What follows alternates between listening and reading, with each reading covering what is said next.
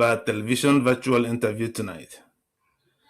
Our topic tonight is Biafra Defacto Customary Government, the controversies between the Asari Dokubo group and the Biafra Elders Customary Government. Our guest tonight is Mr. Emeka Emekesiri Esquire. He is the Chairman, Governing Council, Customary Government of the Indigenous People of Biafra. Not quite long ago, a lot of Igbos and other Nigerians were startled to learn that a de facto Biafra government has been formed.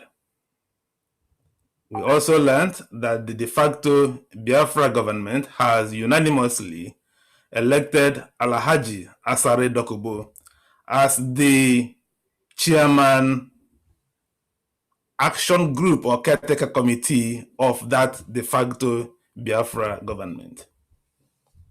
Upon inquiries, we were told that it is all pro-Biafra associations and groups that came together to form this Biafra de facto government.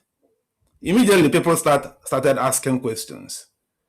Does it mean that Alhaji Asari Dokubo is now the leader of all the pro-Biafra associations in Nigeria? Does it mean that all the Biafra pro groups are all in support of this movement? We know before now, we have had the Indigenous People of Biafra, IPOB. We also know that we have the original Biafra Elders Customary Government. So we have reached out to one of the main actors in the pro-Biafra movement in Nigeria to ask him what exactly is happening. So please, Emekesiri, if you can please introduce yourself to our listeners. Welcome. Thank you, moderator. Thank you for the opportunity. You've said you've actually... Emeka, if you can please do something to your audio so that it's not quite loud enough. It's not loud? Or is it me? Is it loud now? Is it loud now? It is not loud on my end. Is any other person? How do you see the volume of his audio? We cannot hear him anyway. Yes. It's not only you. Yes. Can you hear me now? Yes, but very low. It was very nice before when we were conversing. I don't know what happened now. It's not loud enough. I'm surprised. Hello? Hello? Hello? Hello? It's not loud. I'm surprised. Hello? Hello? Yes. Hello? Very good. Very good now. Is it loud now? Yes. Okay, so you can hear me now. Yes, go ahead. Okay. Okay. Yeah, so I thank you very much. I am Emekesiri, the chairman of the governing council of the customary government, the elders customary government, now that there is confusion. Yeah, we published a disclaimer that we are not part of the customary government announced by Asari Dokubo. Yeah, our explanations are actually contained in that disclaimer we made.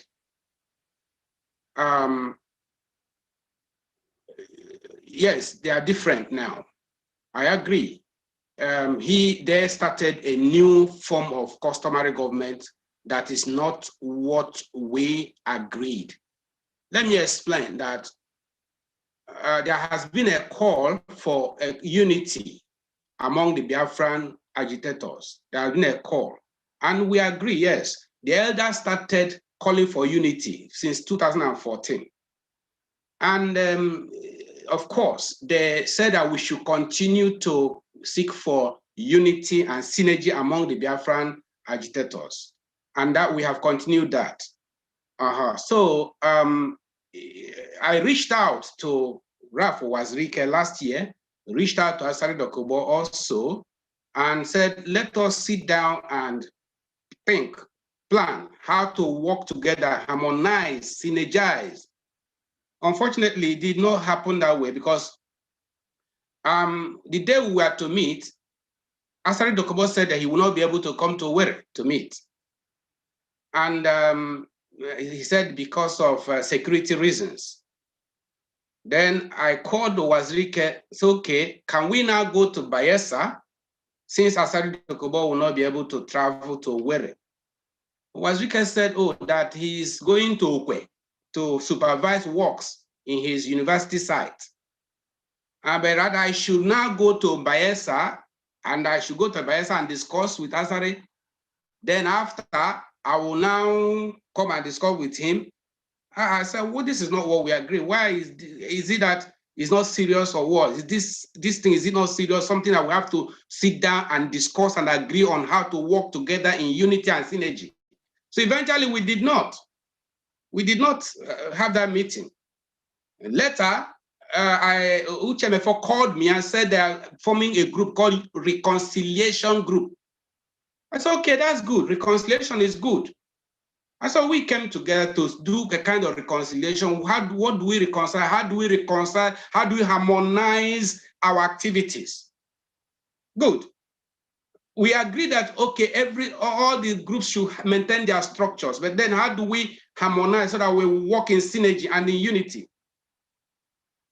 Then that was, the next thing I heard was they have formed a committee called Biafra Defacto Customary Govt Implementation Committee.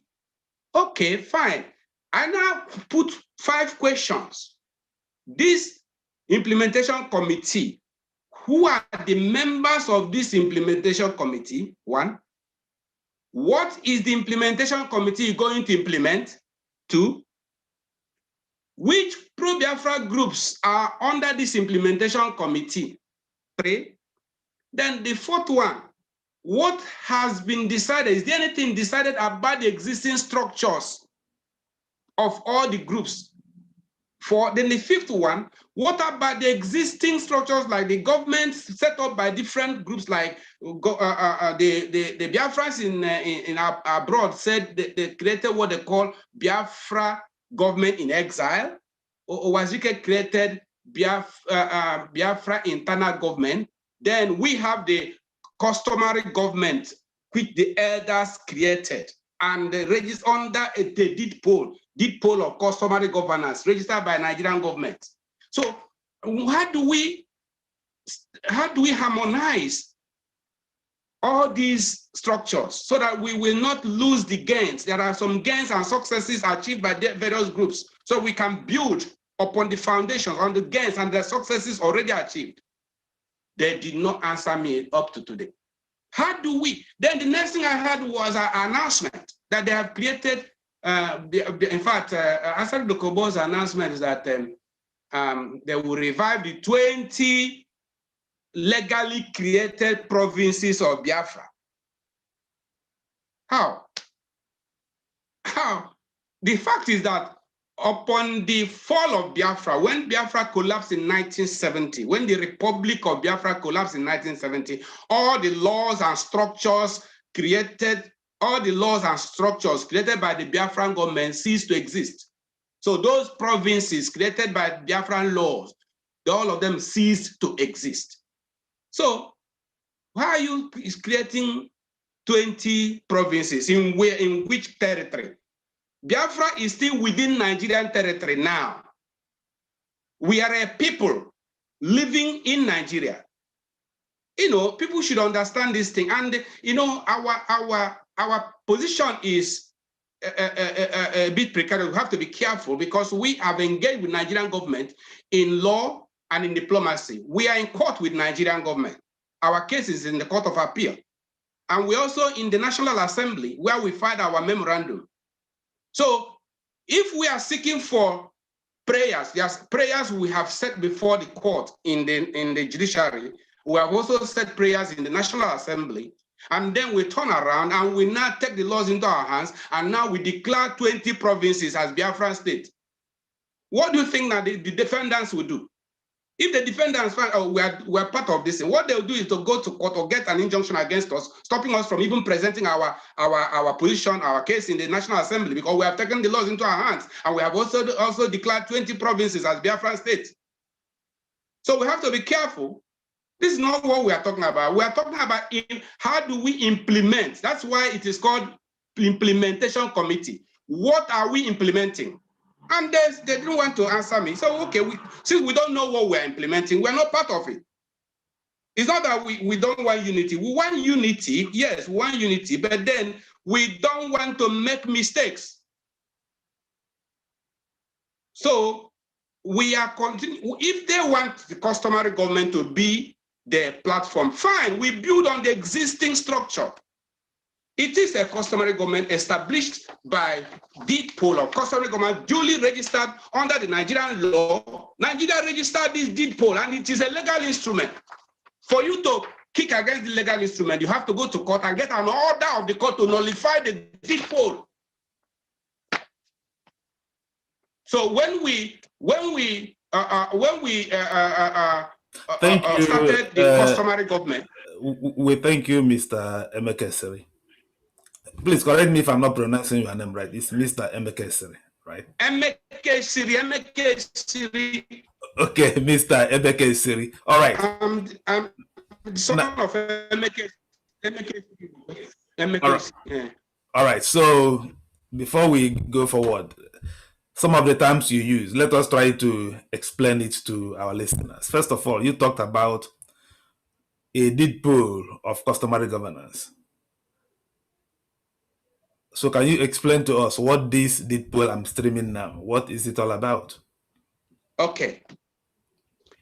Deed poll of customary governance is a legal instrument that creates customary government in the absence of a law passed by the House of Assembly. You know, for anything to have legitimacy, it must be anchored upon law. Fortunately for us,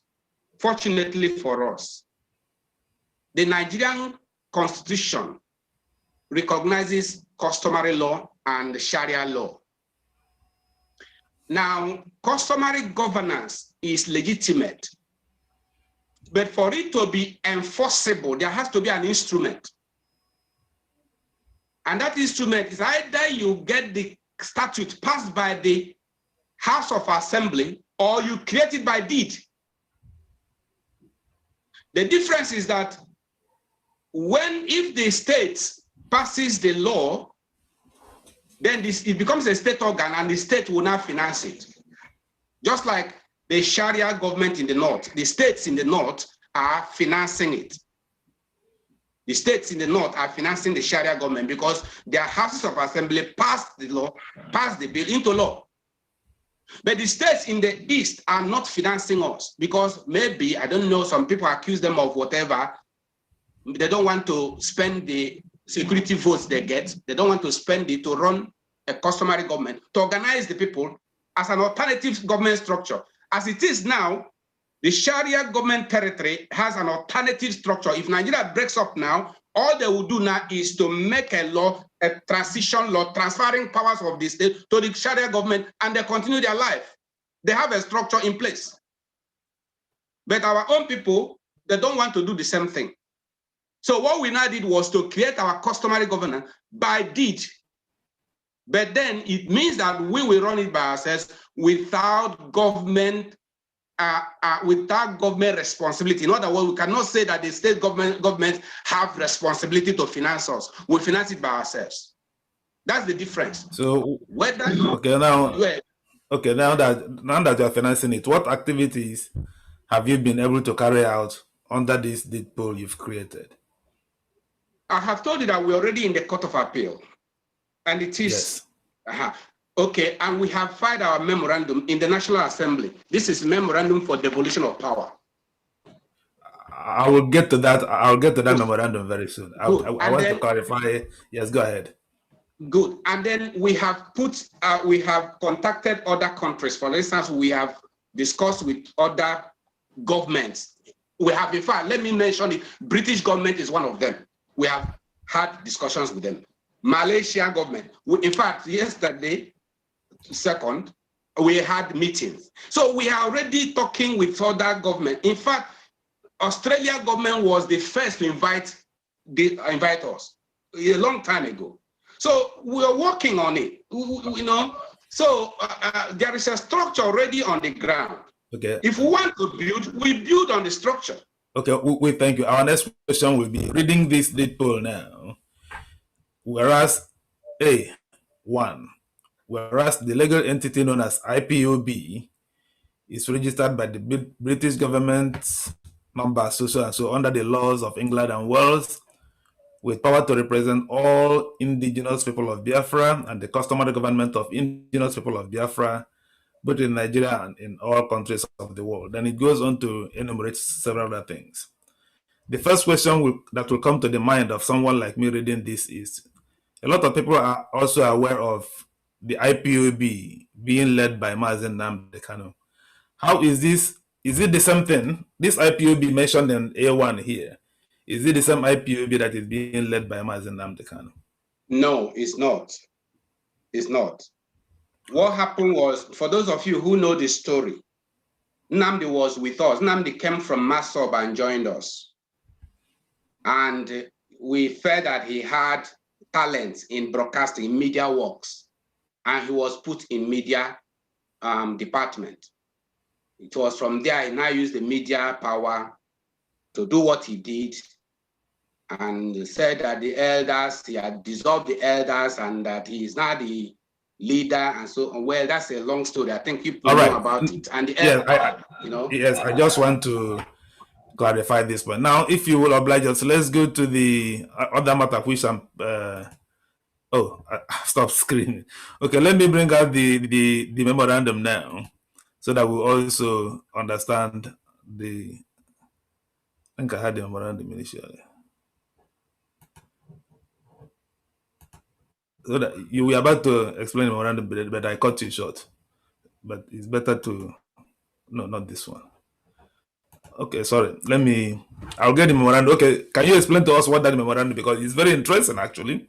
Because it was talking about a memorandum submitted to the, yes, I have it now. Please oblige me. Yeah. So that when people are looking at it, they will better understand what you are saying. So let me stream it now so that they will be following. All right, please explain this memorandum for devolution of power to us, please. Okay. The thing is that in 1994, the Biafra elders met at Enugu and created, drew a road map for our self-determination. That was when these 6 regions were created at Enugu.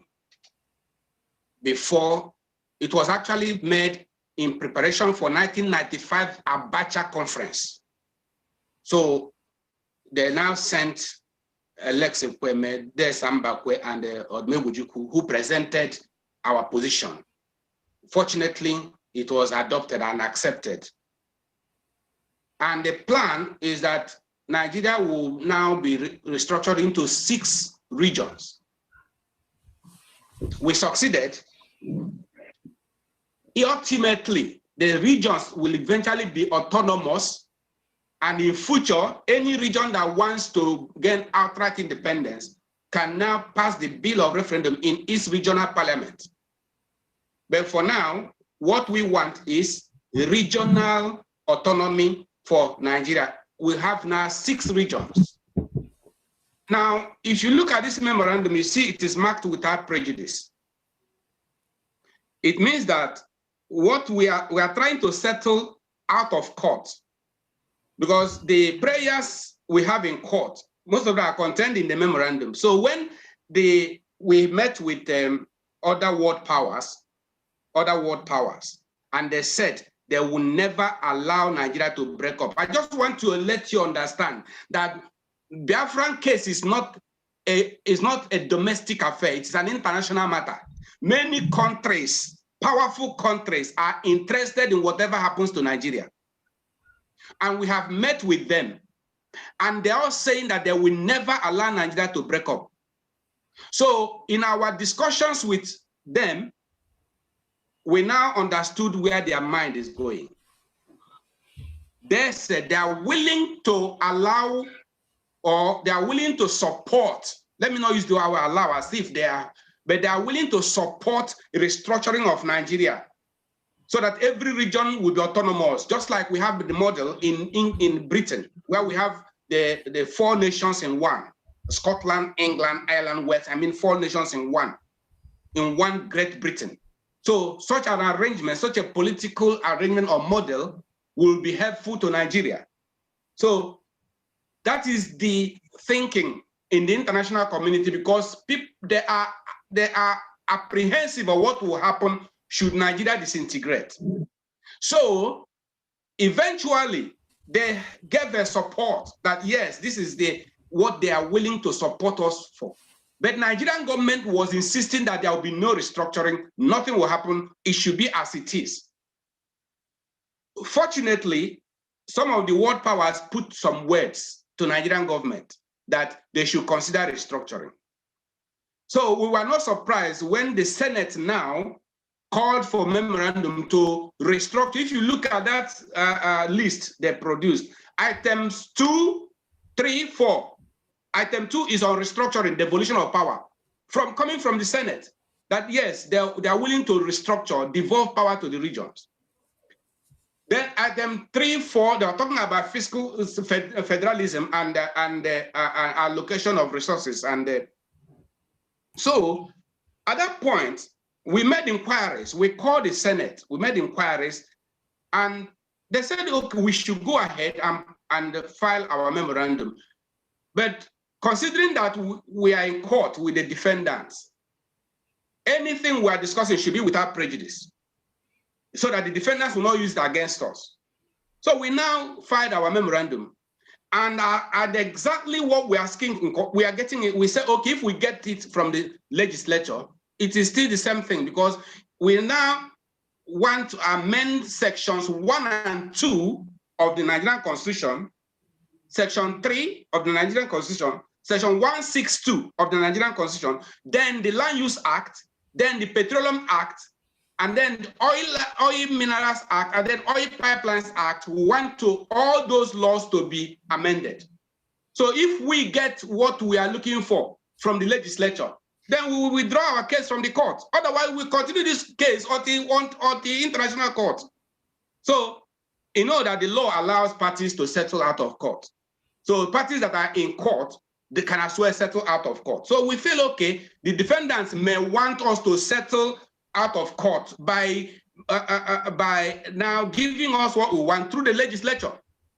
So that is why, if you take your time and read the memorandum, you will see the details of what we want. And if we get it from the legislature, we withdraw our case from the Court of Appeal. Otherwise, we are going after Court of Appeal to Supreme Court from the International Court. So the issue is that we want freedom within Nigeria first. That's the regional autonomy first, before thinking of outright independence. Because we considered everything, all the factors. We did feasibility and viability studies of the Biafra project to know what we ought to do now. And the only one that is feasible now is regional autonomy. Okay, we thank you. Now, I would like to ask some other questions concerning other groups now, because last week we are having a discussion here, and it appears that there is another group called Biafran Government in Exile. I don't know whether you heard of that one. That we have. Yes, I have heard of that. Yeah. The Biafran Government in Exile.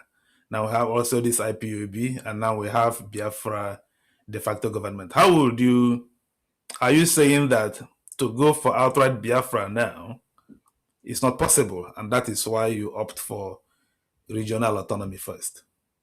Okay, that's a good question. I said that we conducted feasibility and viability studies. I'm not only a lawyer, I'm also evaluation appraiser. I'm also evaluation appraiser, evaluation scientist. I do feasibility studies of projects. So feasibility and viability answers 2 questions. When first is feasibility, feasible. Is it feasible? Is it doable? Is it possible? Is it achievable? looking at all the factors, considering all factors, is it possible? Is it doable? That is question of feasibility. Now, when you consider it is feasible, doable, you also look at whether it is doable immediately or by phases. Some complex projects, we phase them out, like phase 1, phase 2, phase 3 project, if the project is complicated or complex.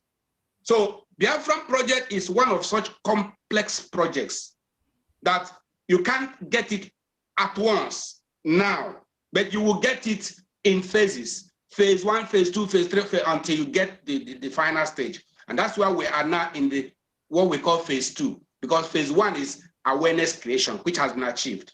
Phase 2 is regional autonomy.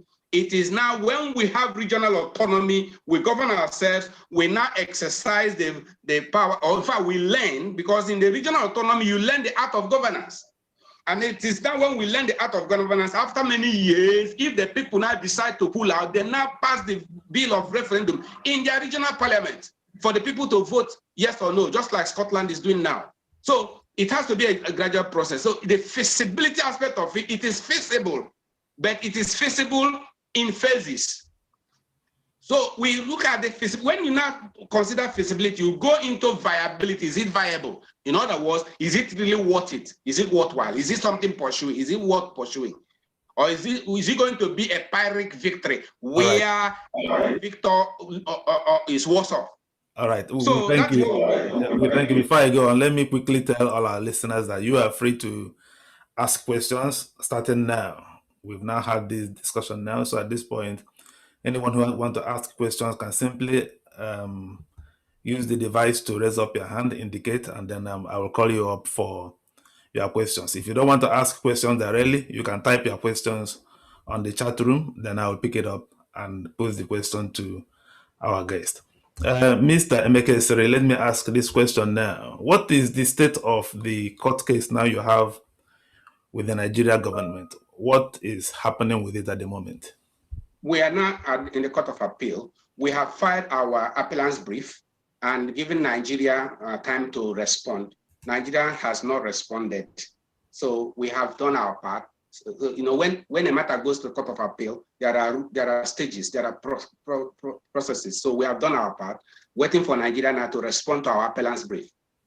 Okay, what happened at the Court of First Instance before you went to Court of Appeal? Can you High let us? Court.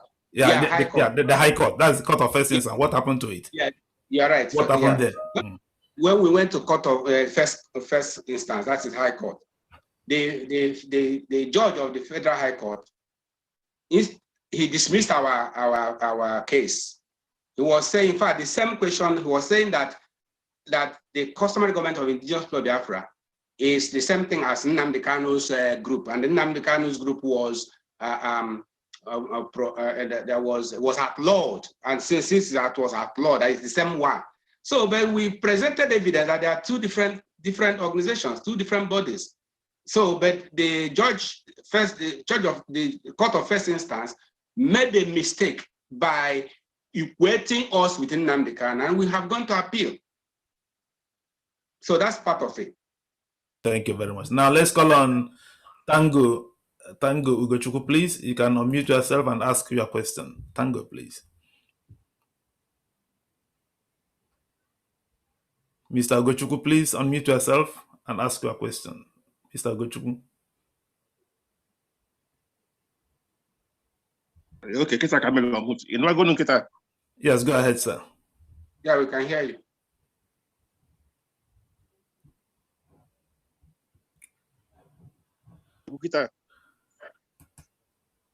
I have unmuted myself. Are you hearing me? Yeah, we can hear you.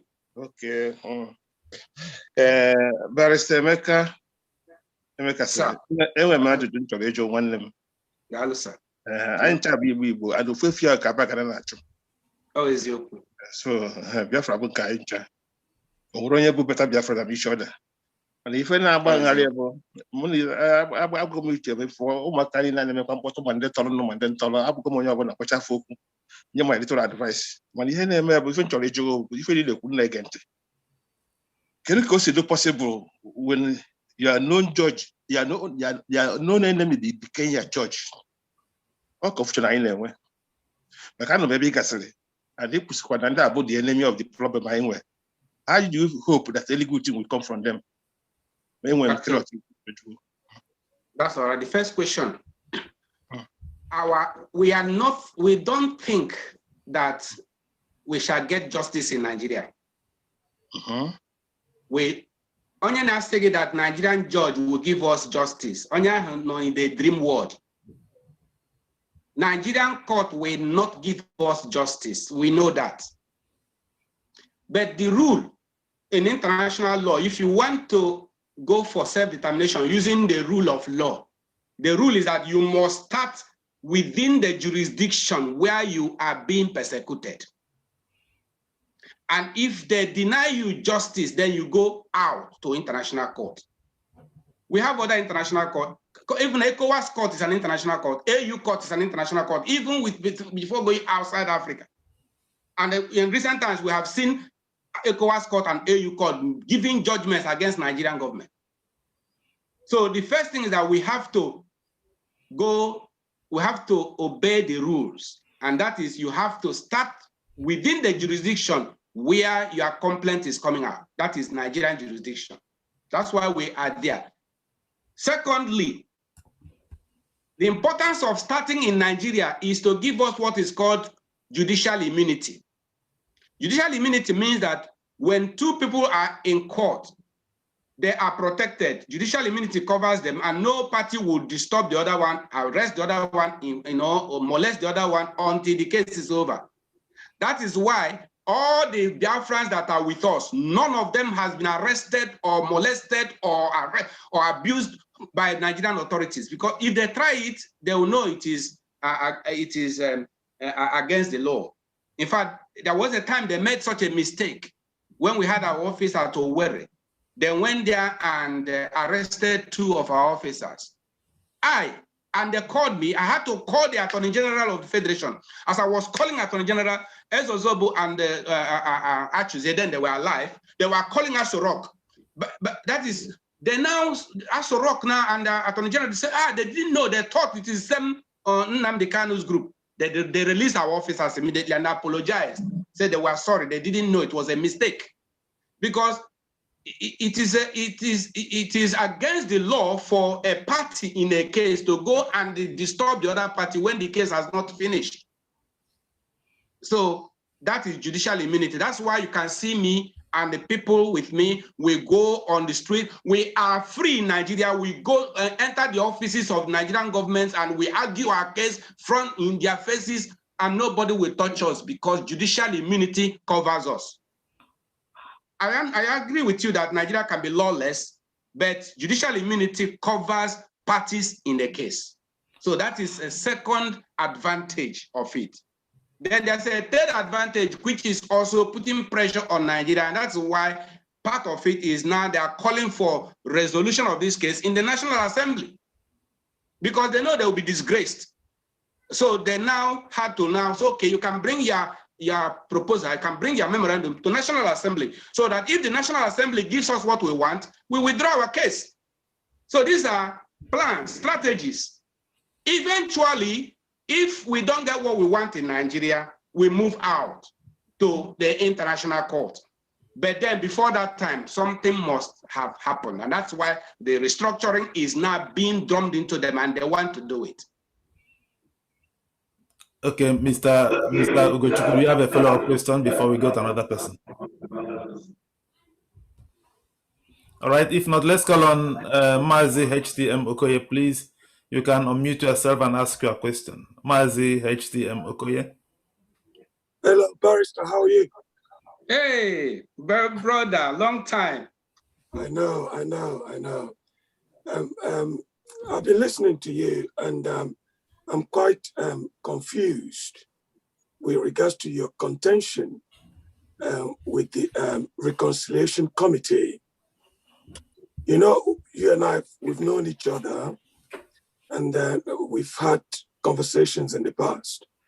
But what confuses me is that I thought you're part of the leadership of that committee, but you're speaking as if you're an outsider being brought in to do a particular job. which to my knowledge, that is not the case.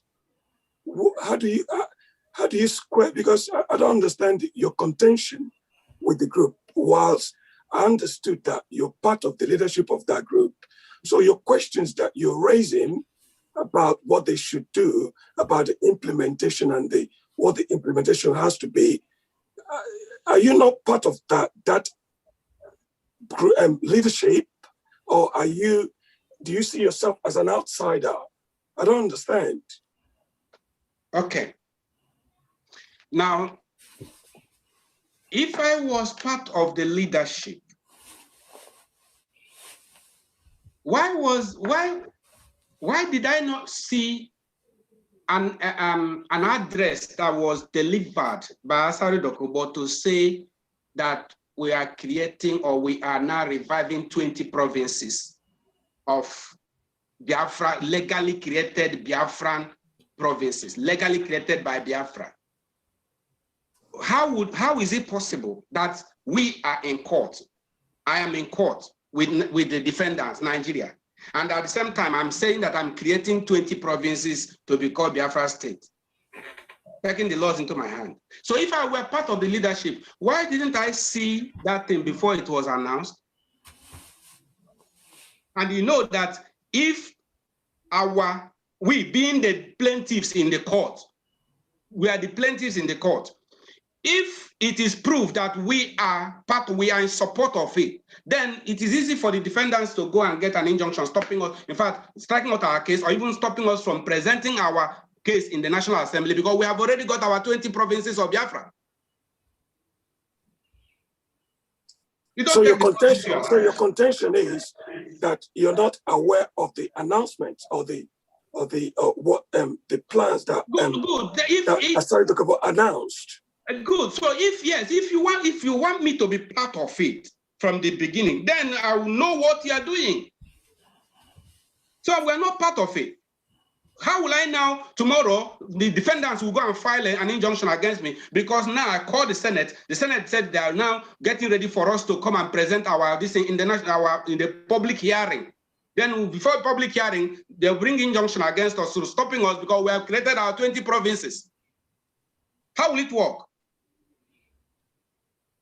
To my knowledge, I thought you have representatives there that goes to meeting before that group was launched. There is representatives from you that goes to the meetings of these people, of the meetings of this reconciliation committee before the group was actually formed. Okay. Were they not? No, I never.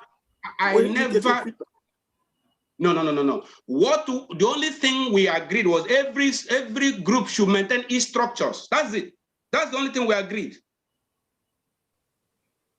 And then the next thing should have been, now that every group maintains its structures, how do we now harmonize our operations? Then before that thing, we now had an announcement. You are creating 20 provinces, legally created provinces of Biafra. Which Biafra? You know that Biafra does not exist anymore. But we, the human beings, exist. You should always understand it, that the Biafra Republic has ceased to exist. What exists now, the human beings living in Nigeria. Human beings, Biafrans, that's why we call indigenous people of Biafra. Human beings living in Nigerian territory. You must understand it.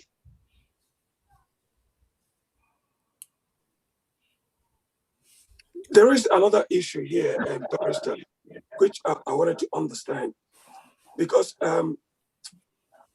you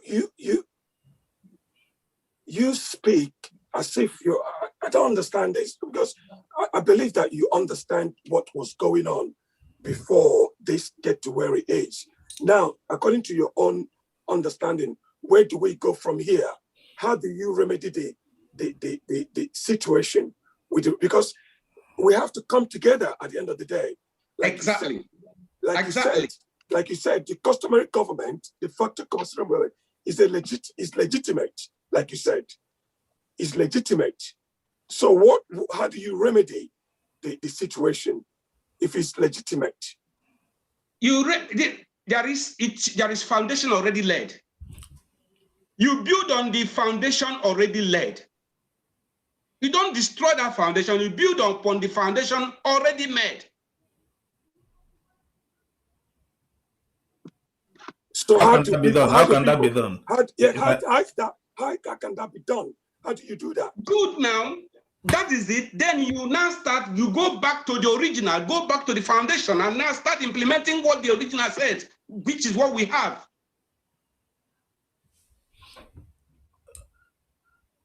I wanted to call Jones has just left. He's been raising up his hand, unfortunately. We have some questions on the chat room, which I would like to read out. The first question is, how many Biafra are we talking about now? It looks as if there are so many Biafran organizations in place. There are also so many IPOB organizations as well. So how many Biafrans now are we talking about? Do you have anything to say on that? That is the question I asked. In fact, I asked five questions. How many pro-Biafra groups have come under this implementation committee? And how many are there? And then what is the implementation committee going to implement? What about the structures already in place created by the groups? How do we harmonize them so that we build upon the successes and the gains already achieved? These are some things that have to be agreed on. You don't just come and announce that you have created 20 provinces of Biafra state in Nigeria. So, sorry if I may interject here. From what you are saying now, it appears that your only problem with this de facto customary government is the creation of these 20 provinces you are hammering about. Am I correct? I think that is the import of Mazi HDM question as well. Is your problem just that this caretaker implementation committee went ahead and created these 20 provinces, which in your view is not legitimate, or that you are not being carried along, or what exactly is your grounds with this implementation committee? We have already stated it. We made it in our disclaimer that we are not part of it. We don't know what they're implementing. We don't know how many Biafra groups that are coming together. The 5 questions are clearly stated there, which I mentioned when I introduced this discussion. So, and we cannot do anything that will prejudice and jeopardize our case with Nigerian government. We're in court with Nigeria. We're in the National Assembly with Nigeria. We will not do anything that will give them opportunity to knock us off balance. We can't do that. Yeah, but Mazi HDM Okoye is saying that you sent representatives to the meetings that were held before the announcement. I never instructed or permitted or gave consent to whatever they announced. Okay. We call on Samuel Biro, please, to unmute yourself and ask your question. Samuel? I don't have a question to ask, but I just want to clarify a little on the position of Barrister Emeka Emekesiri. I can understand from the beginning what he's trying to let us understand. He has laid the foundation on legality, and he wants everything we do in pursuit of the reconciliation or Biafran struggle to fall in line with the rules, so that the defendants wouldn't have any opportunity, because they are the state and they have upper hand in everything we do. So I believe that whatever we should do should be in line with the laws of Nigeria, because there are loopholes. And I still remember my law background. Says Lord Magnotin says, I see nothing wrong in law when a prudent businessman utilizes the loopholes in law to enrich himself. So we should be able to use the loopholes in Nigerian law to advance our struggle. So whatever is not legal in the process is what Barrister Emeka is trying to avoid, because our own foundation has been on the legal process. So if it is outside the legal process, I think I would be a bit skeptical about the same thing too. That's all I just wanted to say. Thank you. All right. Lord Chigi, please, you can now unmute yourself and ask your question.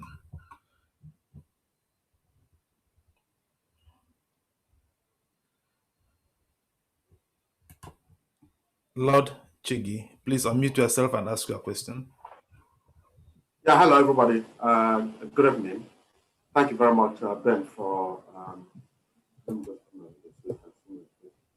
thank you, Daniel Lumba for organizing this. And then it's my pleasure to see Emekesiri again. We had a nice time in our spot a couple of yeah, thank you. So that's good. It's good to see you place again. Thank you. So my question, I have two questions. Number one is,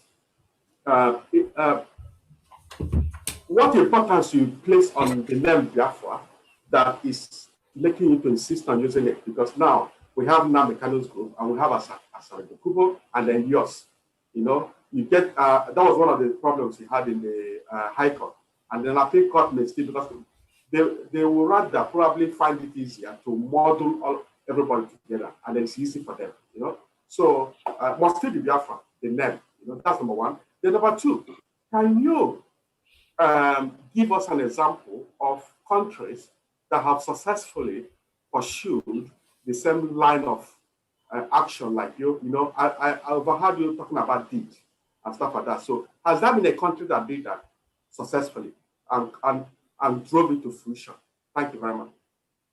Okay. First one is the name Biafra. Well, many people are averse to that name. Many people want us to drop that name Biafra. But we will not drop it. You know, there is something called balance of power. There's something that makes your enemy to be apprehensive, to be afraid. And that name Biafra actually makes Nigeria to be afraid. And if we lose our right to the use of the name Biafra, then that thing that keeps them sleepless, that makes them not sleep, that thing will be removed, and they will now calm down and say, after all, nobody is talking about Biafra anymore.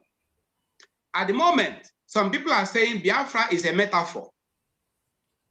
A metaphor in the sense that Biafra now connotes freedom, justice, equity, fairness, you know, metaphor. Some people, in fact, recently, Chido Nwangu wrote a book, We Are All Biafrans, which Atiku Abubakar wrote the foreword for. We are all Biafrans. In other words, Biafra is like a metaphor for freedom, peace, equity, justice. But we say it goes beyond being a metaphor. It goes beyond being a real identity for a people. We argued it in court that Biafra, what ceased to exist was the sovereignty of Biafra. The Republic of Biafra ceased to exist, but the individual, the human being, did not cease to exist. That if Nigeria had annihilated Biafra, just like Rome annihilated Carthage, we would have said, okay, Biafra has ceased to exist. But Nigeria failed to annihilate us. And if they failed to annihilate us, then the remnants of the land are the indigenous people of the land. That's why we are called indigenous people of Biafra. The remnants would now succeed. And in fact, the law of Nigeria says the remnants of the land will now have the right to self-determination. So, apart from being a metaphor for justice and fairness, it's also identity of a people. This identity of a people for which millions of people have died. Nigeria cannot escape from it. Now, you're asking, must it be Biafra? No, it mustn't be named Biafra. It mustn't be the name Biafra. For instance, if we get the regional autonomy we are getting now, if we get the regional autonomy where every region will govern itself now, develop at its own pace now, with its own regional parliament, its own regional constitution, just like you have in Scotland, you have in the United States of America, every state has its own constitution. If we get to that stage, you can see that you have got to that Biafra may not actually be the ultimate, but you have got something that is akin to the Biafra you are looking for. Maybe that is the second stage. Hopefully the third one may be if you want to pull out entirely.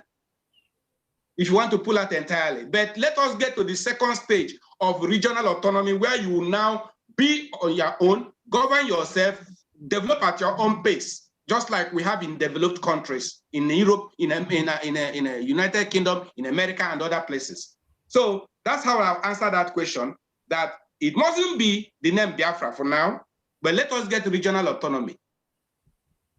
Then your second question is there any country that has used this method? Yeah, This method of this legal methodology is what the international community recommends now. The United Nations Declaration on the Rights of Indigenous People, which Nigeria also adopted as its laws, says that you have the right to agitate for self-determination by means acceptable by international community. And the means now is a legal method, that's the due process. Nobody wants violence. And that's why we are using the due process. So asking me whether any country has used it. Yes, many countries have used the due process, which culminates in referendum, in devolution of power, in agreement to separate legally without fighting. So that can be achieved. The other alternative is violence, which nobody is praying for. So if we don't want to use the legal method, the due process, then the only alternative must be violence. All right, we thank you. Let's.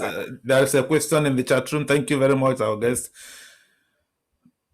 Do you please agree with this statement in our chat room that the problem we have in the leadership of Biafra Nation is one, lack of unity at the top, so many groups causing violence, and number two, too much hunger for fat checks.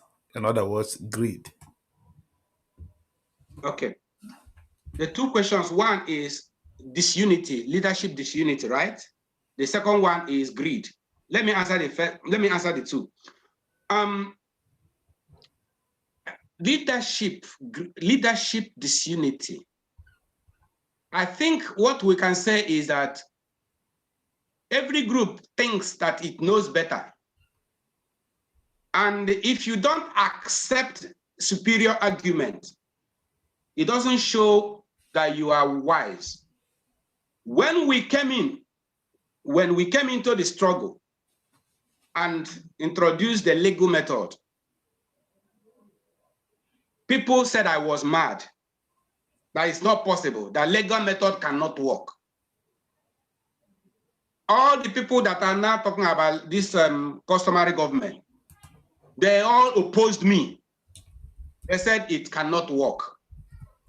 Good. So you can see what we mean by leadership disunity. At that moment, they did not agree with me. They said legal method cannot work. But I persisted. The elders accepted. In fact, I thank God for them that they understood. They said that they have purchased, they have bought this vision. It is possible. It may take time. Eventually, that's where we are now. Legal method, diplomacy. Good. So the second one is greed, fact check, greed. Well, listen, I think I will say that I am the only practicing barrister and solicitor of Supreme Court of Nigeria and solicitor of England and Wales and chartered estate surveyor and valuer, still practicing. I'm the only practicing, but I'm still in the Biafran struggle, using my own money. The person that asked that question now, please tell the world whether you have given me anything, you have made any donation to me. The person that asked that question, tell the world now if you have transferred any 1 naira to me. Show us where you transferred it now. I use my own money. So we're talking about fact check and greed. Well, he may not be referring to you. He's only asking it as a general question. So please, let's call on Mazi Samume, please, or Chief Samume, if you're raising up his hand. And if you can please unmute yourself and ask your question, sir.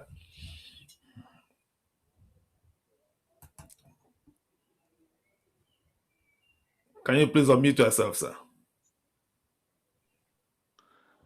Can you hear me? Yes, sir, I can. Yeah, because actually, I'm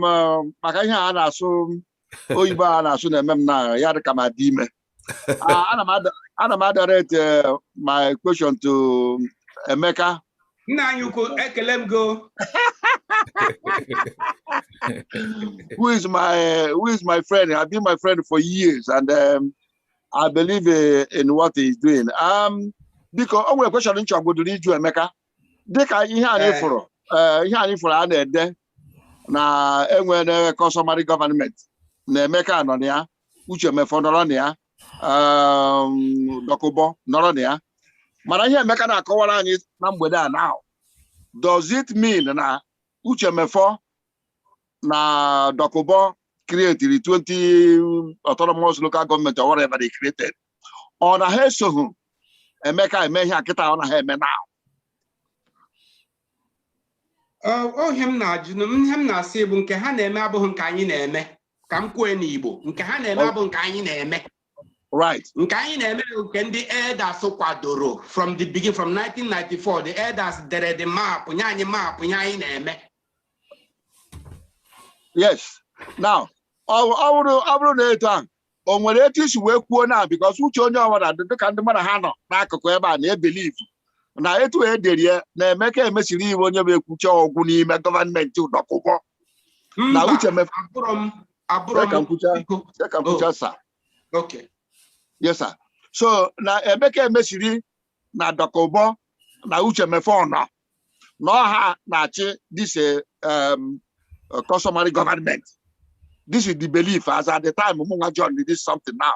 Most people believe. Mana ihe na-akọwazi na-egosi na ikwuzi iche na uche Mefo na Dokubo esoghị na ihe anyị na-eme now. So ihe na-ajụ onwe na-etu izu wepụtakwa na n'ụwa gwakwa ụwa sị na ihe edere afọ gị na ịnọ nwuchi ndị adagara ha nọ because na ha ekweghị na ihe otu kwuru. Ndewo sir. O eziokwu anyị edele ya anya na-akpọ disclaimer. Okay. Disclaimer. Ndị onye nọ na igwe ji kpọọ m sị ka ha jụọ m ajụjụ ọnụ na ha hụrụ disclaimer anyị dị. Okay. Biko ewe n'iwe ihe mere ewe mgbe onye ji teta ụra ọ bụrụ ụtụtụ ya na mụnwa amaghị. Now, dịka ije anyị na-eje na mụnwa na onwe m ọ bụrụ taa ka mma onye ewe na ihe ị na-eme kama na ihe mere ewu dịka anyị na ha ekwu na mgbe ibido ihe lekọ gọọmenti ihe na people na-ata nghọta. Yes, mụnwa witness just like mgbe ebidoro redio ndị jizi ndị ati redio were akpa ego they are against ndị bidoro the radio which you know about. How bidoro radio? So which you know about. Now, ọ bụghị ofu ụzọ ka esi aga Lagos. Yeah. O dependere nke ịma. But na dịka nna m na-agwa m sị m na ọsọsọ Chineke m onye na-aga ụka. So na ihe local gọọmenti ihe local autonomous anyị na ha ekwu na fine. O nwere mgbe ị kpọrọ Scotland aha. Scotland enwe independence, nwee constitution nke ha. Wales nwere their own constitution, nwee their own flag. The same thing with England. The same thing with Northern Ireland.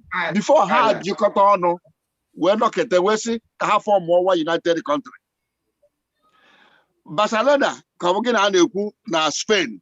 Ha nwere their own country, nwee their own independence, nwee their own constitution. Before ha machịkọta ha ọnụ.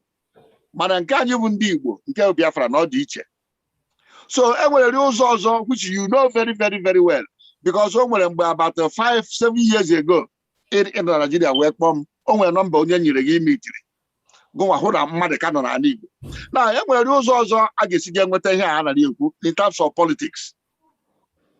But ihe na-agwa gị bụ dịka ndị Igbo na-agbasasị ka mkpụrụ ụkpaka marakwa na a na-esi ụkwa na o nwere ihe a na-eti n'ụkwa na ọ bụrụ na eti ihe ahụ n'ụkwa ha agaghị eghe eghe. So na ihe anyị na-eme mụnwa na onwe m kwadoro ya plus ndị ọzọ furu etu esi eme ya mana ndị a na-eme nke cotton nail na-achọ ego ha na-eti n'akpa ha. Let us face the truth. So na ihe anyị na-akọwa bụ etu anyị si akọwara ya ndị mmadụ ndị ga-aghọta ha aghọta ndị akakwara ha aghọta hapụ ya. So mana ebe ịkọwago na ihe Dokubo na Uche Mefo na gị nwa na onwe ọnwụ na-atọ ka edepụtara nekwe na ha esoghị na nke a fine. All to go clear now. All right. Well, thank you. Thank you. Okay. Let's call on Njenje Media TV, please. If you can unmute yourself, Mazito Chukwu is okay. Please to ask your question.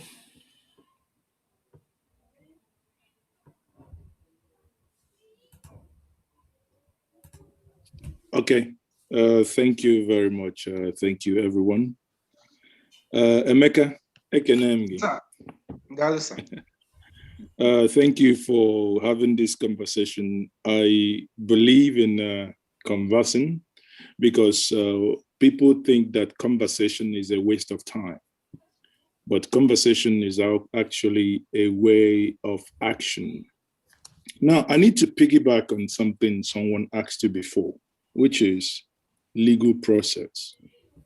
Yeah. Are you able to say countries that has gotten to their destination via the legal process, and they do as you know, if as a pickup of that, another question will be the political process. I remember when you I think Anambra election 2017, there was this movement called mobbing. Yeah, that's our movement. Yes, so which was meant to be a political angle to the struggle. Now, the question will be, one is a legal process. I would want you to expatiate and give instances, countries that have gotten there through the legal process. The other one is, don't you think that the political process is a more viable and more, obviously, probably a more sustainable way of getting to the destination? Thank you very much. Thank you, sir.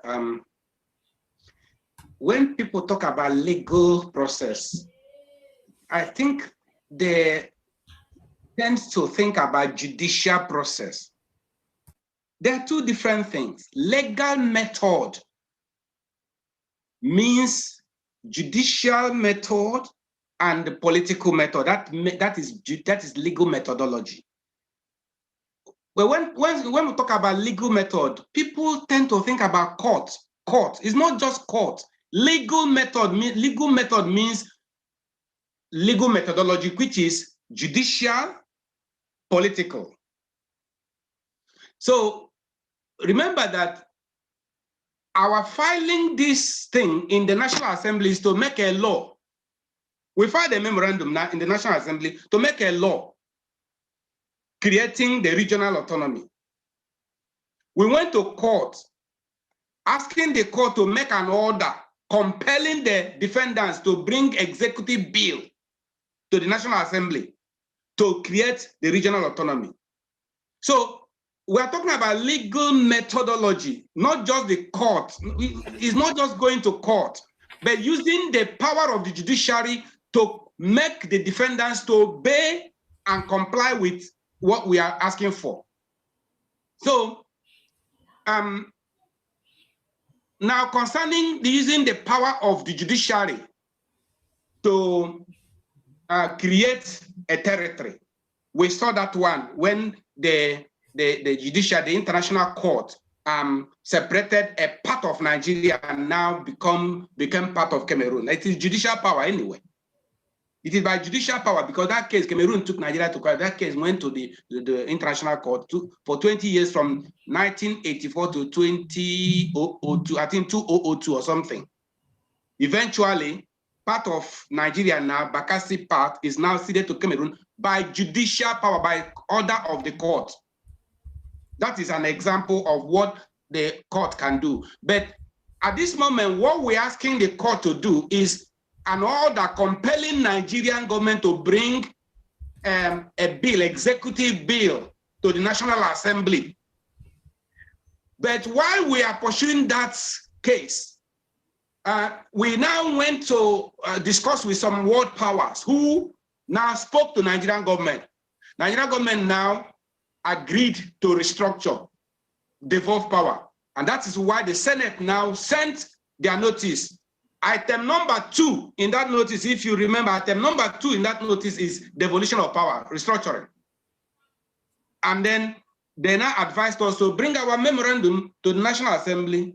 And if they grant it, that is the same thing. That's legal process. Legal process does not mean only court order, but legal process, going through the law. So the legislature, the National Assembly makes the law. It's still a legal process. That is on that note. Then the other one is mobbing, political arm. Good. We said, okay, we are Nigerians and we have the right to participate in Nigerian politics. And we are Biafrans and we have the right to identify ourselves as Biafrans in Nigeria. That was another problem we had, because when we started campaigning for Biafran candidates, Nigerian government was not happy with me. In fact, some of them were calling me from Abuja and said that why should I turn Nigerian politics into Biafran activism? And I said, but we are Biafrans living in Nigeria. We have right to put any candidate of our choice. So we cannot deny our identity. We are Biafrans. And if we want a Biafran activist to occupy a position, we have the right to vote him into power. And that's what we wanted to do. So Mobbing believes that the Biafran activists should occupy positions of power in the region, in our region. And if we do that, we will get our people in power. Then we now begin to show them what that Biafra is like. Now every person is complaining that the governors are not doing well, or our governor, or the legislators, or our chairman of the local governments are not doing well, and so on. Okay, let the Biafran activists enter there and let's see how they will perform. So let Biafran activists take over power, and then show us example of how their dream Biafra will be. That's why we want to take power, want to be in government. We want Biafran activists to be in government. We want Biafran activists to become governors and legislators, members of House of Assembly, chairman of local governments. We want Biafran activists to take over. That is the political aspect of it. And if we are there, we get political power, then other things will follow. At least our House of Assembly can make laws that are beneficial to Biafrans. Okay, we thank you because our time is running out. Let's go on wisdom, please. Unmute yourself and ask your question, and then we take from Chief Sanya following you. Wisdom, please.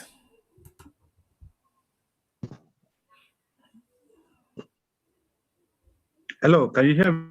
Yes, we can hear you, sir. Unmute yourself. Thank you very much. Who is unmuting you? Who is muting you again when you've already started? Please unmute yourself again. Can you hear me now? Yes, I can hear you. So thank you for having all of you and having me here. I am very happy to hear this discussion, because without us discussing amongst ourselves, we will not be able to arrive at a kind of a template of what we need to do.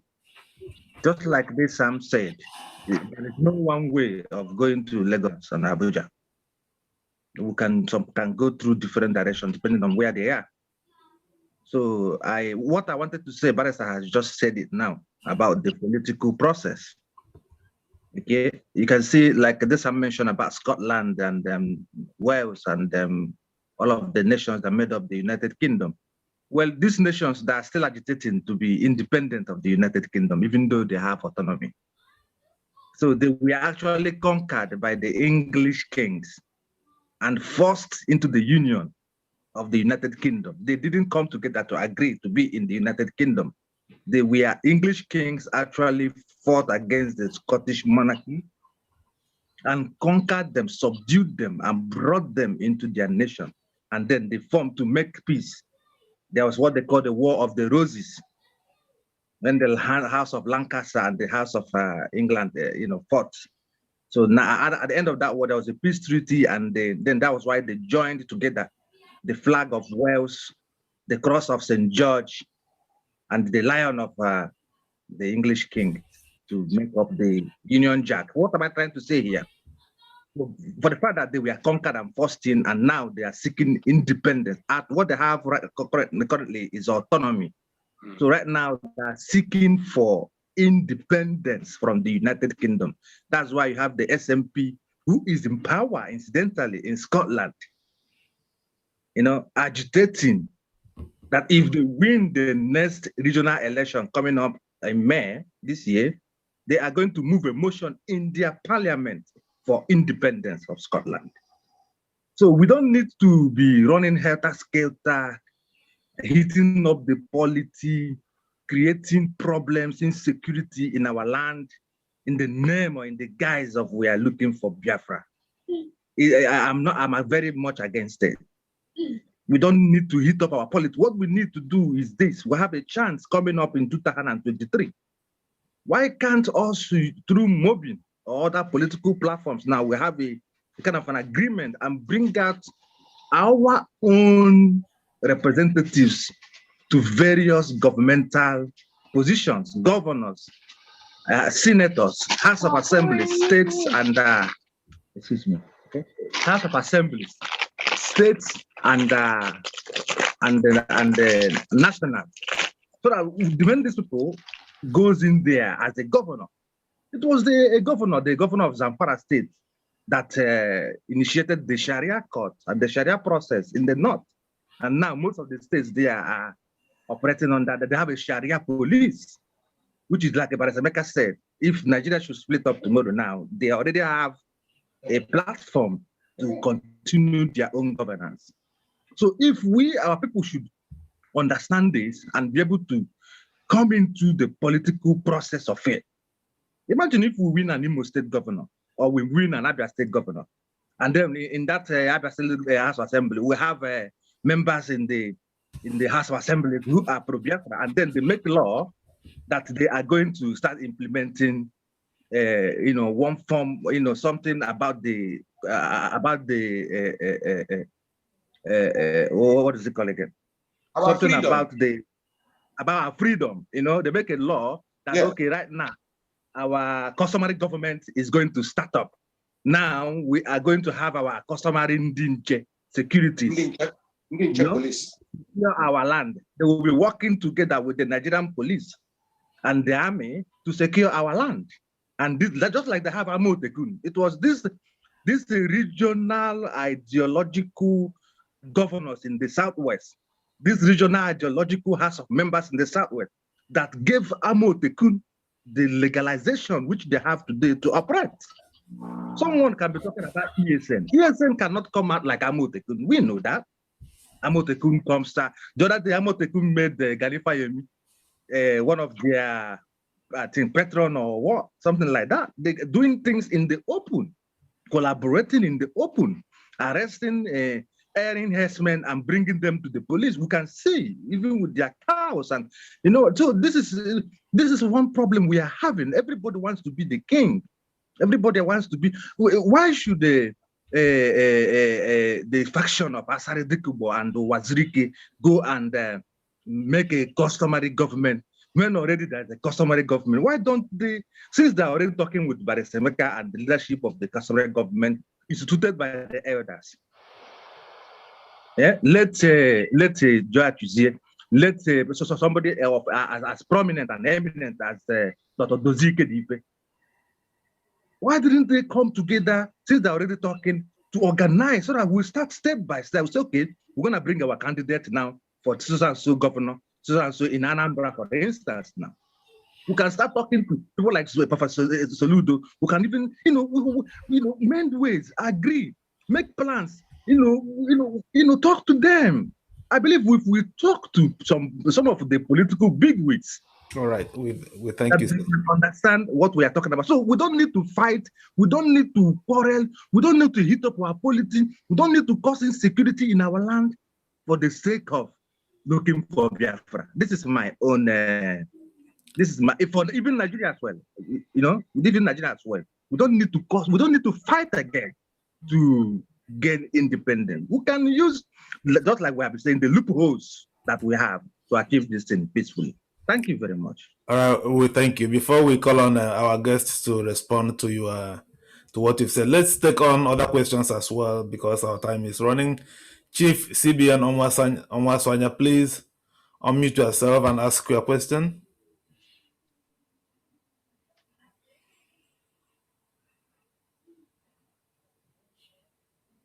Please unmute yourself.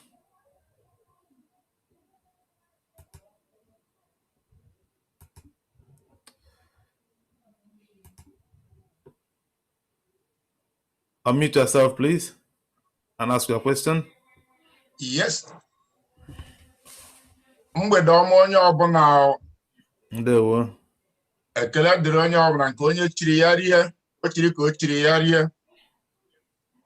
Ndụ mmiri, ndụ azụ, ndụ nwoke, ndụ nwanyị. nwoke biri nwaanyị biri onye anwụ na ibe ya efuna. Ọkwa na-enweghị nghọta bụ ihe na-ese okwu. Ụfọdụ n'ime ụnụ ma ọ bụ ihe ka n'ọnụ ọgụgụ na-anụ na-ahụkwa ihe ụfọdụ m na-ede. Mgbe ụfọdụ ndị ya ọ dịka ihe egwu, mgbe ụfọdụ ndị ya ọ dịka ihe kọmedi dịka ndị oyibo na-ekwu, mgbe ụfọdụ ndị direct, ụfọdụ bịa ha challenge na bekee m sụrụ ma ha ghọtara ihe m na-ekwu. Ihe m ji wee chọọ ịsụ Igbo bụ na ahụrụ m na ihe ka n'ọnụ ọgụgụ nọ n'ebe a bụ ndị Igbo. Maka ndị Igbo na-ekwu okwu sị na achị isi asị asụrụ oyibo na oyibo bụ ihe eji aghọrị mmadụ.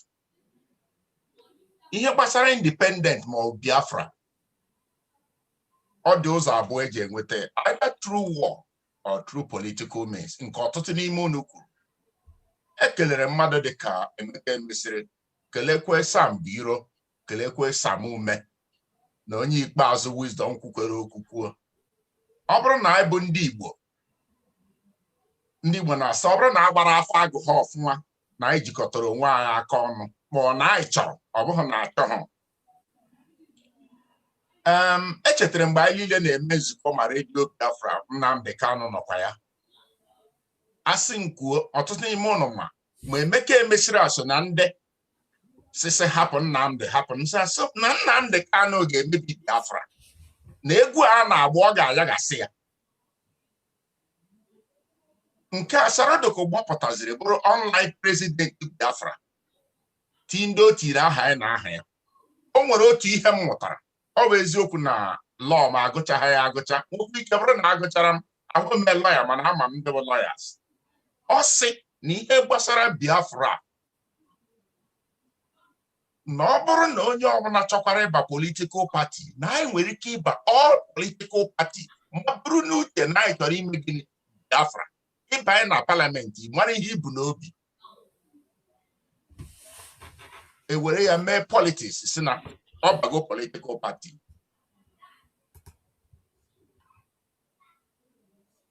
Ọ bụrụ na anyị nwa bụrụ ndị Igbo, ọtụtụ ndị n'obodo ndị ọzọ ma ọ ndị Hausa Fulani nwa ma ihu ma azụ, enweghị onye kwuru kwuo nke ndị Yoruba, ha haziri ya ahazi jikọta aka ọnụ. Onwe obodo ga-asị na ha mere ihe ọjọọ, ma mmadụ biri na comfortable zone inye ụmụaka sị ya ha pụọ jee challenge authority na ha nọ n'ime ọhịa.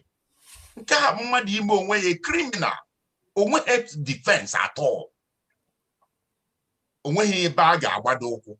Iwusi ọbara na-ewute m rinne, violent na-ewute m rinne. Buragodu n'obodo a imepụ mmadụ ọbara, ofu onye nwụrụ, onye isi obodo a ga-ajụ ajụjụ ya. Mana dịka nna m na-atụ ilu sị n'obodo na-amaghị ihe eji mmadụ eme na aja wa na mmadụ ha were sụọ. Ndị a na-edinye ụmụaka ha ji eji elụwa ha isi ene na ha na-challenge authority, ma ha bi na comfortable zone. The former president of Nigeria, Nnamdi Azikiwe, na onye na-amaghị ihe na-challenge onye bụ egbe na-abara ya mba mgbe egbe aha ma mgbe ọ dị ya ma mgbe adịghị ya. Ike ha nọkọta na-agbara authority mba si ya kịtịkpa gba ukwe gị, nne gị nkwa, nna gị nkwa. Isi na bekee anaghị eme ihe, ajụọ ọgụ taksị nna gị na ha akwụghị taksị. Ọ ga-agba authority ha ji pawa. Mana ọ bụrụ na anyị ma ihe, jikọta onwe anyị aka ọnụ, wetuo obi ala, anyị ga-eme ihe niile a chọrọ. Achọọ Biafra 3 na 5 a ga-enweta. Maka na Biafra kịta online Biafra karịrị 17, ọ bụzi ihe eji akpa ego. Ị gaa na house Google ọ Biafra, ịhụ company Biafra dị iche dịka ndị Igbo na-enwe forming. How can you unite? So many Igbo organizations. Na London nke a enwere more than 100 Igbo organization. How can you fight? Di na nwunye nwere, enyi na enyi nwere. Onye kpe ibe na phone or form nke su okpokoro Igbo nnele. How can you do something? Ọ bụghị otu ha ka ndị ma Scotland na ndị kwuru si wee mee. Ihe m na-achọ ha bụ mwusi ọbara. Ọ ya ka m ji ede ihe m na-ede. Na amago m apụtago presidential aspirant 2023.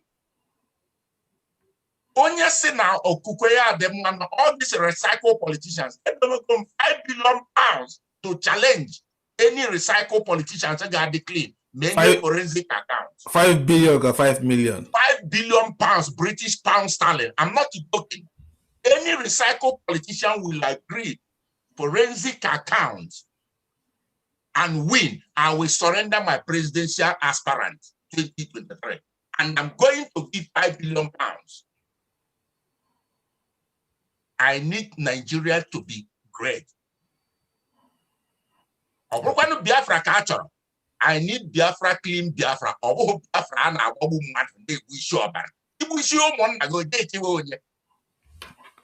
Okay. Thank you very much, sir. Finally, we take question from Mr. Obienu, please, and then we go back to our guest. Mr. Obienu, please, can you unmute yourself? Okay, thank you very much, the host, and thank you for all the speakers. I joined late, but I came in when Barrister Emeka was speaking. And when he said a lot of things that he said here, that's why I said I'm gonna ask just a question to him. I wanna find out if Barrister Emeka can tell this forum if he's not aware of the implementation committee for Biafra Defacto government, customary government. That's a question for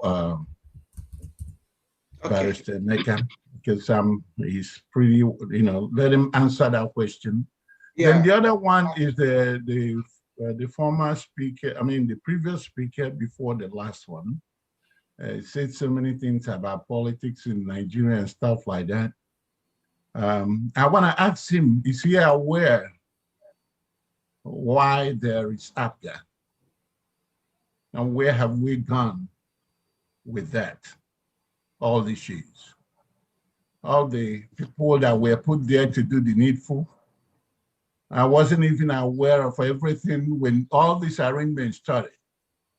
And today they have all sold out.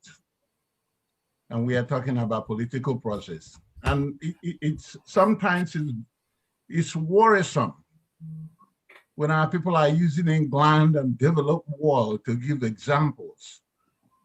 And we're not looking at what is happening at home. As if you want to come out and run for election that you will get the vote. People are not even allowed to vote. People are not allowed to cast their vote. Let's talk about you getting that vote. So sometimes we must tell ourselves the truth. The truth is, as much as we love Nigeria, we want Nigeria to continue, we are not wanted. We are not part of Nigeria. They have told us clearly in words and in attitudes that we are not part of the process. If anybody is one Nigeria, that's the Igbo people, that's the Biafrans. Because we are the ones that goes all over Nigeria, building, developing, making things happen. And what do we get intermittently is destruction of properties and telling us go back to where you come from. And it's sad that people who should be talking in the right direction are here lying, denying of things that are physical there. You can rightly see that happening. Last election, the Igbos were denied to vote in Lagos. And we're here talking 2023. I mean, I can understand the frustration of people, because that's the frustration that the people that consider themselves leaders are not doing. They're not leading. They are leading based on their pockets. So we must tell ourselves the truth. Unless we'll all perish, it doesn't matter how long. It's just going to keep creeping in until it gets to a point that probably we know. I'm not in support of anybody that is talking about fighting or doing all kinds of drama to get money for their pockets. But we must tell ourselves the truth. And I heard people talking about Asari has made himself president of Biafra. He did not. It was clear on his maiden broadcast. I think Brother Elomba, the presenter, if I'm not mistaken, you were the one that came in the other day on the 18th of March and asked questions. This is implementation committee. Show yourself available. If the Northerners have customary courts, Sharia, the Yorubas have theirs. What is wrong with us? Why can't we be respected for who we are? Does Biafra take somebody's food on the table? We are not looking at just mentioning Biafra and you are being killed.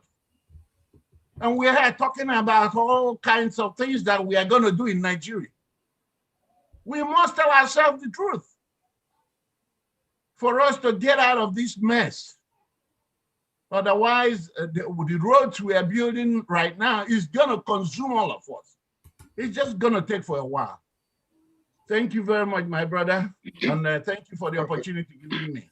All right, so let's allow our guest now. I hope he will remember all these comments. And so please address them one by one. Yeah, actually, the first question is for me, directed to me. The other one directed to somebody who talked about 2023 election or politics and so on. But then the first question is, am I not aware of the implementation committee?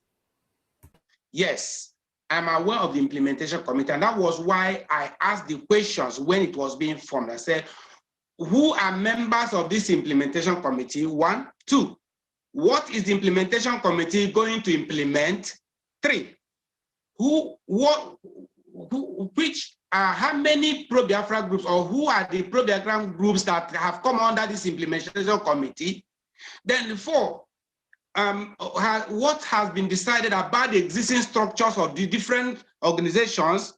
Then 5, what about the government created by the organizations like the people in abroad that have Biafra government in exile, or was a group that has Biafra internal government, and our own that is customary government, which the elders created. So how do we harmonize these things? Then I said number 2 is very important. What is the implementation committee going to implement? So this question, each time I ask this question, these 5 questions, each time I ask these 5 questions, all I will receive are attacks and insults and calling names and things like that. I said, this is not right. We need to understand what we are doing.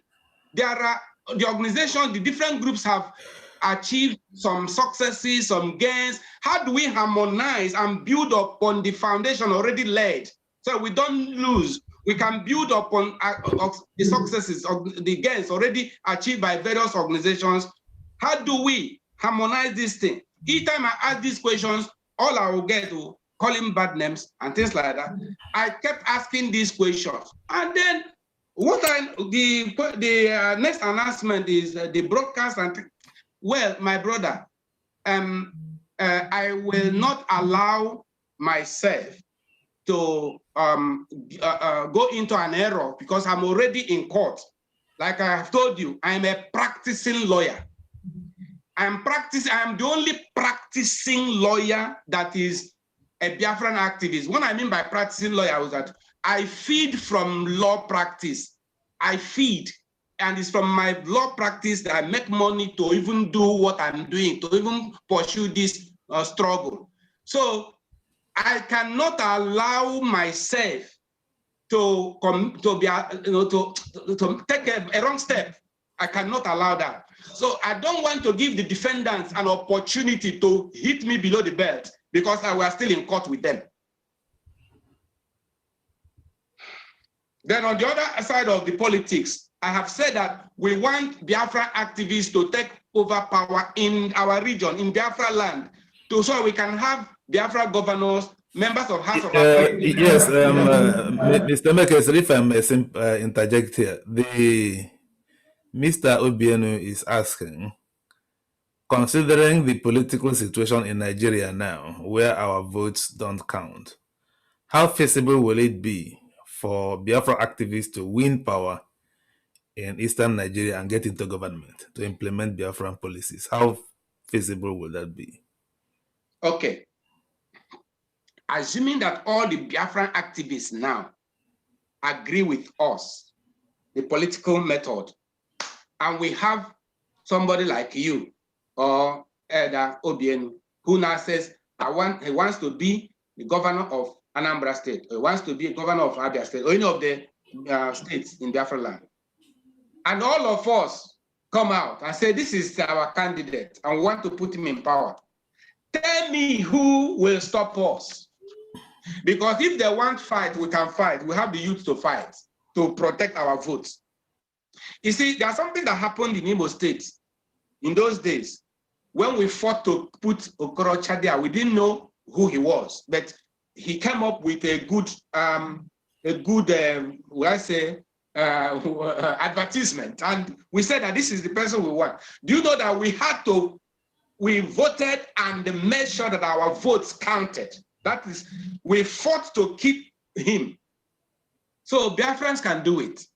Because if we have the youths who can fight, if he says fight, because during voting there can be fights, and we have people who can fight. There is righteous fight, there's righteous anger. So we thank you again. We thank you again. This example of Okorocha you have just given, he also mentioned that some Nigerians will get into power and forget whatever he has promised you about Biafra. You gave Okorocha example now. What I mean is a Biafran activist. I'm not saying a Biafran. Just a Biafran activist is what I'm talking about. I'm not talking about these people who say they are Biafrans. I'm talking about a Biafran activist to get into power. Because a Biafran activist has a passion, he has a vision, he knows what he's going for. When he goes in there, he will do it. We're not talking about just any Igbo man or any Biafran. No, an activist is what I'm talking about. All right, let's call on our time very soon. Now we'll be rounding up. Mr. Stephen Eba, please, can you unmute yourself and ask your question? Mr. Stephen. Steve Eba, it's a long time. Is he here? He's here. Hey, brother Steve. Stephen, please, can you unmute yourself? Oh, no, maybe he's not hearing it. He's here. Mr. Eba, please, can you unmute yourself? Yeah, okay, I've unmuted myself. I just wanted to some few clarification. Presently, I know we have over 66 pro-Biafran groups agitating for the for Biafra. And within that, we have, from what is happening now, it looks like we have 3 customary governments, groups that is answering customary governments. One is the one under the original one, which you are aware, which was under, that was formed as early as 2012, which Amadi is now is handling, which has an office at Wedra Road, Owerri. And then I think it's Professor Dike, that is their barrister, that is representing that particular customary government in court in Abuja. Then we have the Mobin one, which you are handling now, which is also in court under the same customary government. And now we have another customary government, the de facto government, customary government, under this Asari Dokubo group. So that is where I'm confused now, as where we are going with that. How many customary governments do we have now? And what do you think, how do you think all this is can be? So just explain it to a layperson, like someone like myself. I can't be able to make head and tail out of the whole situation as how we can harmonize those 3 customary governments, or can Biafra have 3 customary governments or running parallel? Okay, that's a good question. What I'm laughing is that when the issue of the use of customary law to applying the customary law to Biafra agitation, I'm surprised, and well, I'm not surprised. Let me say I'm happy that many people are now understanding that it is possible to use customary law. It's good. Let them all start springing up. Customary governments here and there. Let them all start springing up. But what we are talking about is our customary government is established by a legal instrument registered by the Nigerian government, deed poll of customary governance. And any person who wants to challenge this deed poll of customary governance, any person who wants to challenge it should go to court and get an order of the court to nullify it. It's a legal instrument. So you can't just start customary government on air. There has to be basis of it. Yes, people can spring up and carry many customary governments and create their own customary laws. Let them continue creating. But there is the one that has legitimacy. What you're talking about, the case that is in Abuja, is the one filed by Biafra Human Rights Initiative. I started that case. I created it. It is here in London that I did all the casework. It is here. I did everything and then filed it. So if you look at that case, it says, Incorporated Trustees of Biafra Human Rights Initiative representing indigenous people of Biafra. It is not customary government that sued. This case we have now in court, in the Court of Appeal, is the only case that has customary government of indigenous people of Biafra versus Federal Republic of Nigeria and Attorney General of the Federation. Because the first case I filed, I used the human rights organization called Biafra Human Rights Initiative to file it. You know what happened? Engineer Amadi, who I put there as the leader of Biafra Human Rights Initiative, because I cannot be, I needed somebody who I will use his name to write, to put, so that when the case is called up, somebody will stand up while I talk as a lawyer. So I put him there, used his name and made the papers.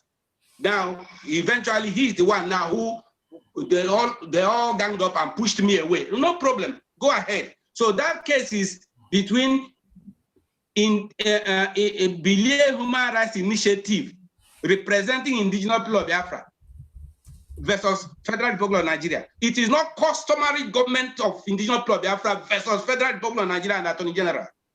So there are two different things, and the issues in the two cases are different issues.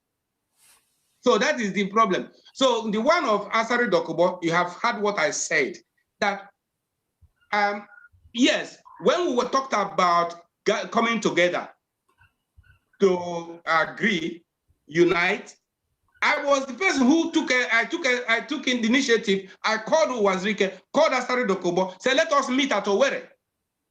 And then Asari Dokubo said, oh, that he cannot come to Owerri because of security reasons. Then I called Wazirike. So, okay, well, let the two of us go to Bayelsa State and meet. He said, oh, that he's busy with he's doing supervision of works in his university at Okwe. But that I should go to Bayelsa and meet with Asari. And after meeting with Asari in Bayelsa State, then I should now make a time and come and meet him at Owerri. Then I'm coming from Enugu. I said, why? We are three of us, we have to sit down and talk. So now I said, okay, see, since there's no time, you people are too busy. The other, so okay, that means we can meet. Then that is, before this, you have to sit down. There are existing structures already so that we can sit down and harmonize how to work together. So there can be blunder. I will not allow myself to be railroaded into blunder. I cannot. I'm a lawyer practicing both in England and in Nigeria. And I have practicing certificate, which I don't want anything to happen to. So I practice this law, and I am a Biafran activist, but I am careful not to breach any law. So the customary government, which I am talking about, is the one that the original one, which I created by the grace of God. I created it by my own writing. Every lawyer creates and puts his seal. The seal there. Every lawyer has a seal. So the one you are running, who created it, but under what legal instrument was it created? You can create more customary governments if you like. Okay, let's call on Captain Casimir Wafa, please. If you can unmute yourself and ask your question, please. Casimir.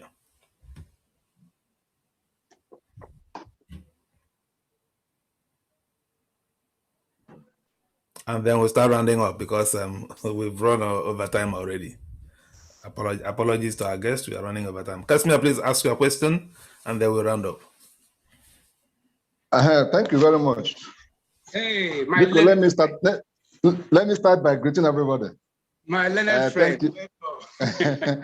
I send my greetings to Emeka, Emekesiri is there, and Ogekba and many of them.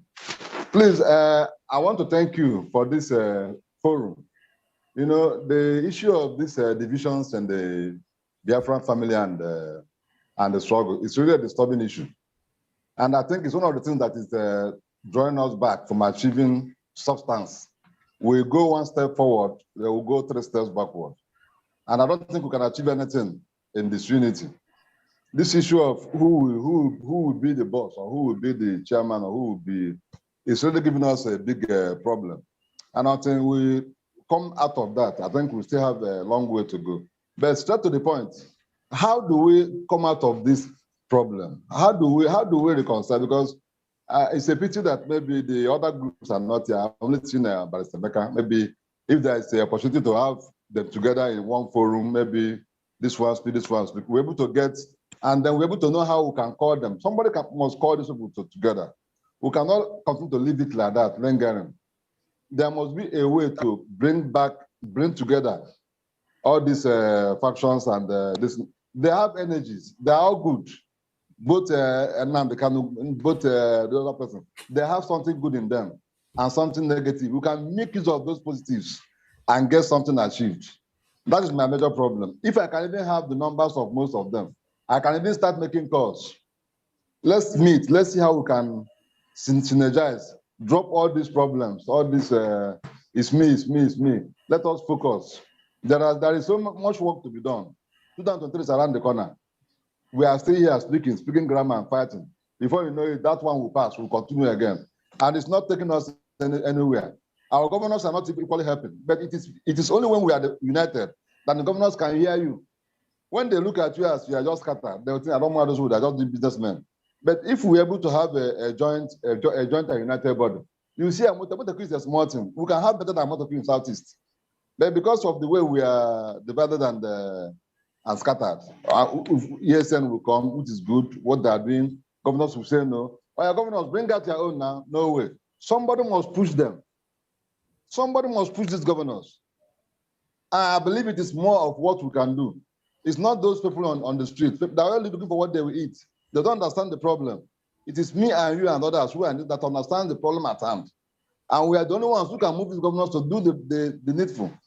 So please, I'm begging, I'm asking, I don't know, maybe people can contribute. How do we solve this problem? How do we bring ourselves together? And then how do we now go on from there? See if we can have some reconciliations and then go forward. Thank you very much. Okay. Sorry, Barrister, please. Let's take Mr. Obienu so that you just comment on them together and then give your concluding speech because we'll round up. Mr. Obienu, please, can you quickly make a comment in 2 minutes and then we ask our guest to respond to the question asked by Captain Casimir Nwaf and then you give us your concluding speech. Can you please unmute yourself, sir? Mr. Obienu, please. Yes. I think you are muted again. Can you please unmute yourself? I think something is always going wrong here. Okay, let me ask you to unmute here. Okay, unmute yourself now, sir. Okay. Good. Thank you so very much, my brother. Thank you.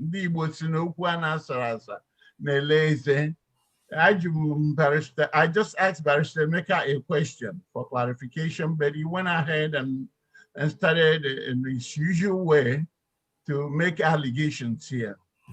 I don't know Barrister Emeka before. I happened to know him a couple of months ago, and it was as a result of a reconciliation. For the brother that's talking about reconciliation, there's reconciliation ongoing, so please make yourself available Again, I want to reiterate that Asari is not the president of Biafra Defacto government. He's just the chairman of the committee to put this customary government, de facto government in place. Emeka was in this forum, all the meetings. It wasn't one-day meeting. It was a series of meetings. Bring your documents, whatever we are missing in your document, whatever you think that we can do to get our people together. Emeka had all these opportunities. He never showed up. He would send 2 delegates, which is Mrs. Anebogo and one Dr. Abo, and they're supposed to represent his group. We have Bim Masob, Chief Wazirike. We have BNC, which is about 14 different pro-Biafra groups. We have some of us who are dissatisfied with the incitement and the behavior of Mazen Nandekan, because that's why we left IPOB. We didn't like the way he's now setting our people up, and that's why we left. So there are so many of us in that forum. There are people from one on any, all these people are real people who are passionate about Biafra situation. And Emeka had all these opportunities to bring whatever, but Emeka, sorry, I want to respect you, but at the same time, you must know that your profession as a lawyer does not put you ahead of everybody. There are people that are traders. There are people in the medicine. There are engineers. Okay, what is the body system, for instance? The head will never tell the arm, you know, because I'm the head, you don't have a function. And that is the problem I found within knowing you for these few days. You are so selfish on these issues. You are practicing lawyer, practicing London and everything has nothing to do with your freedom. You can practice anything, and a Fulani man that is rare as a cow, boo-boos on your head. Okay, until we get out of that mentality and start telling ourselves the truth. You have every opportunity to lay down what you want us to do in that reconciliation forum, but you failed. Even at the announcement, you were called in as the legal advisor, which means we know you can give some of your skills to developing this government. But what you did was, immediately after the announcement, you started throwing tantrums. That's not acceptable. This is not a behavior of an adult.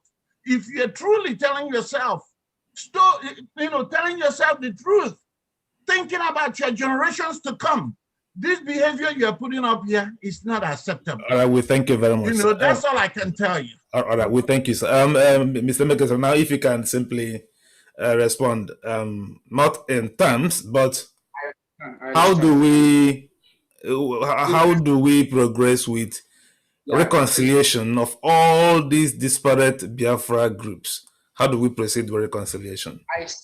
I said that we don't destroy foundations already built, that we build upon existing structures and foundations. That's what I said. That was why I asked those 5 questions. Now, he made a statement that I had the opportunity. How? They said we should send delegates. You mentioned 2 delegates that came from us, Rita Anibog and Abo. When they came back, what I asked them, what has been decided, they said that what is decided that every group should maintain its structures. That was what I was told. Good, but that is not enough. If we maintain our structures, how do we build? How do we harmonize? These are why I asked those questions.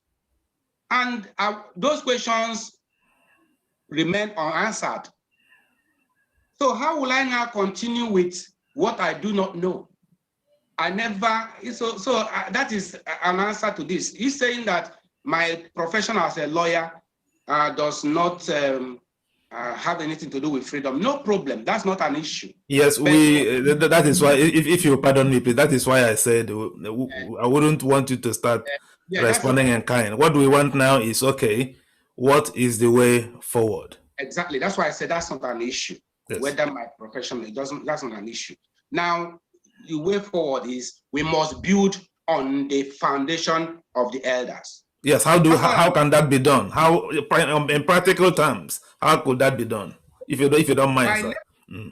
Fine. We will go back from where we started. We go back and start again and start building from where we started. So those who rejected the customary government of the elders must come back to the elders. In fact, customary governance is governance of the elders, by the way.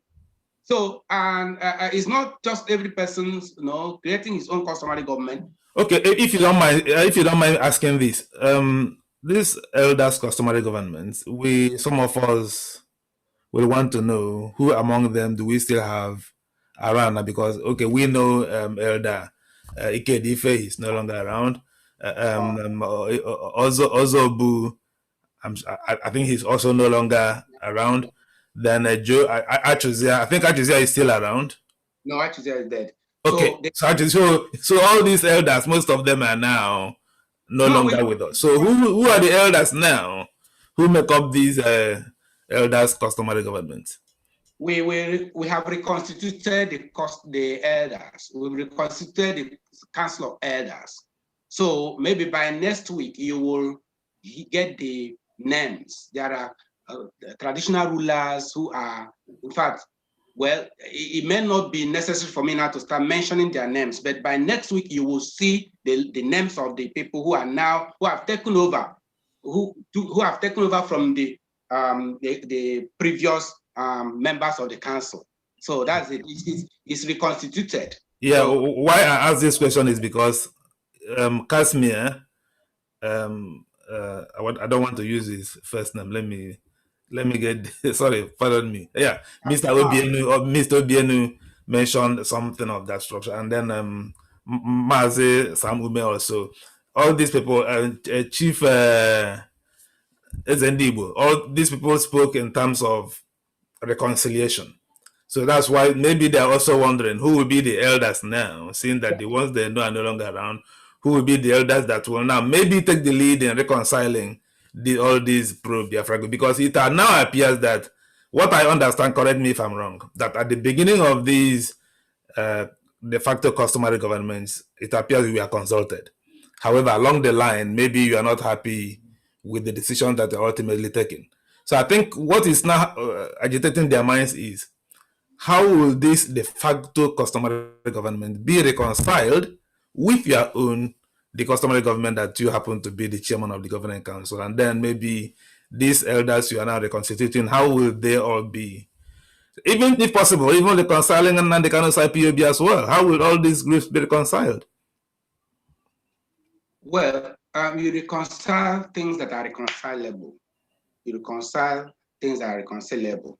Because if, like the scripture said, two cannot work together except they be agreed. Now that we're talking about using legal methodology, which involves judicial and political process, and some people say they don't believe in it. They don't believe in political process. So you can see that you reconcile things that are reconcilable. So when we get to that stage, we now know those that believe in what we believe and those that don't believe. Well, we believe in political process, but there are those who say they don't believe in it. So you see, so we have our elders, like I said, the elders have been reconstituted. The Council of Elders has been reconstituted. But by next week, you will hear the names of the people that make up the Council of Elders, So that's what I will say. That's what I will say for now. Well, thank you very much, Mr.